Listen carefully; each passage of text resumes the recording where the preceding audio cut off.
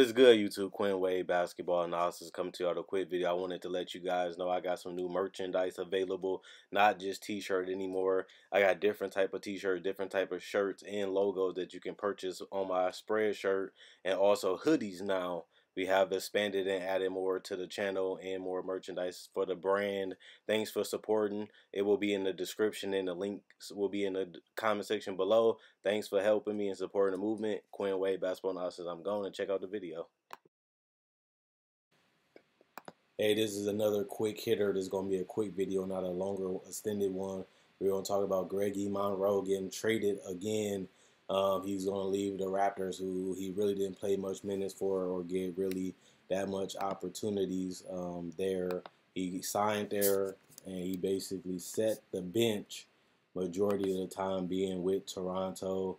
He still was able to give them quality minutes when he did play, averaging about 5 points and 4 rebounds, which is very good considering that he only played a total of 11 minutes per game.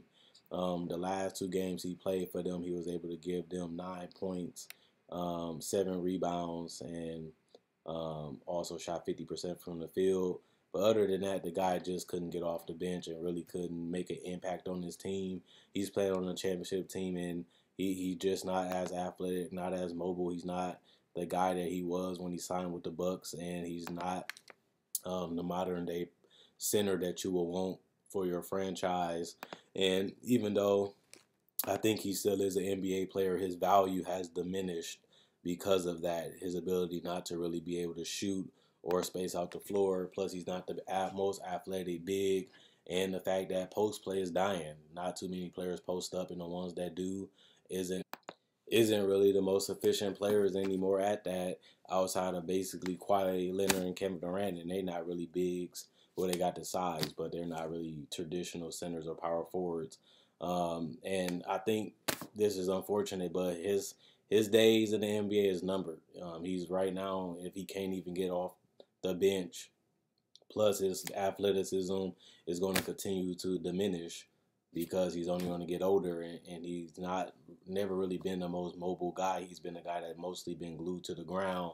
Yes, he still is skilled as a passer. Yes, he still can score the basketball. Yes, he can still rebound, and that's mainly the reason why he's in the NBA.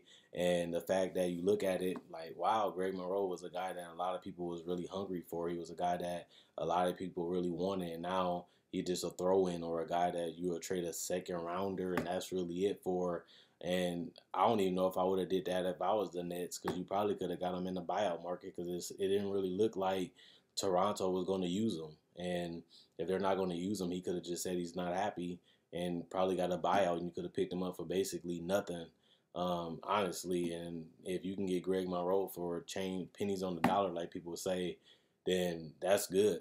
And that's basically what Toronto did. He was basically a free agent. Not too many people was flocking to him and running to him and really giving him offers until it was almost over.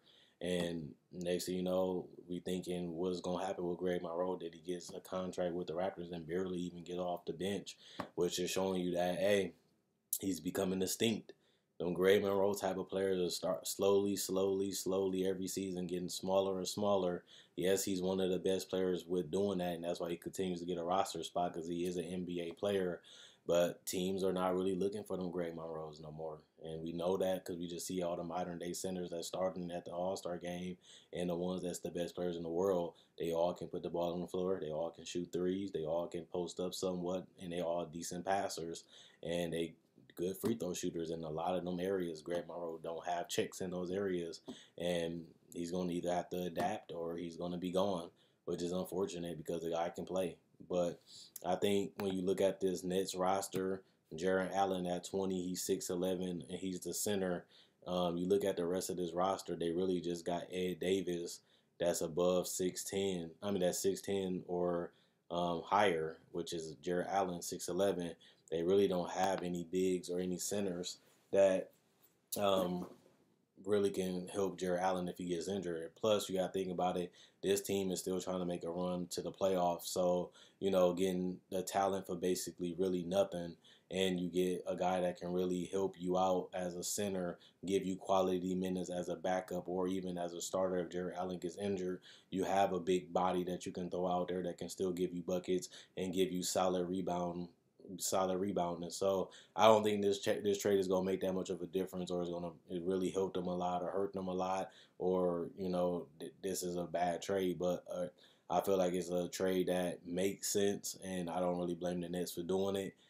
Just to have insurance for Jared Allen, even though they're completely different players, but Greg Monroe is a guy that can still play at this level, and he can still rebound at this level, so he can give you something. It ain't like he just sitting on the bench and just waiting until he's out of the league. He still has some type of talent left over.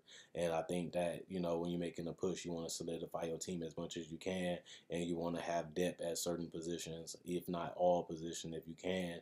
And I think this is one of those moves that gives them depth at that center spot and a little bit of at that power forward spot, because he can play both depending on what lineups that they do. Plus, he can still punish switches. He's a big guy, and if you have small power forwards or shooting guards or even small forwards, even points, he can still post them up, hook them, post them up, dunk on them, and get to the free throw line, and that can get them in foul trouble. So he still brings that to the table. So let me know what you guys think about Greg Monroe. Is he done? Is he only going to be in the league for another year? Is this the year that, once free agency comes, he's gone? Or do you think he can, reinvent himself a little bit, which he hasn't done? Maybe he has to do it because he's seeing that his value is diminishing all the way to the point where he barely could even get a contract. But I'm glad to see him still in the NBA. He still can play. It's just he's going to have to start adapting, or he's going to be gone. They always say it's either you got to evolve or you evaporate. And right now, the teams is evaporating.